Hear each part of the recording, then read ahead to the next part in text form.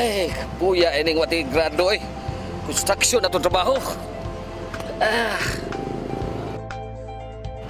Pre, luya man. Bitaw, pre. Kapoy kay kong lawas, pre. Ikas trabaho, masag simento. Kapuyag yun. Di na problema, pre. Gamitin yung panyawa liniment, pre. I-aplas lang sa mo kalawasan. Huwag tag sakit sa mo, pabaol, palugot, sakit sa tiyan. O gingon man, mga tinakan sa lamok. Tanan ani, pre, tikangkang. Uy, pre. Pre. Kondisyon na lagi kay ka. Tungkol sa panyawa, liniment oil, pre. O, di ba? Kisa pa giling-gilingin mo. Nagwatuat ko sa kuya, pre.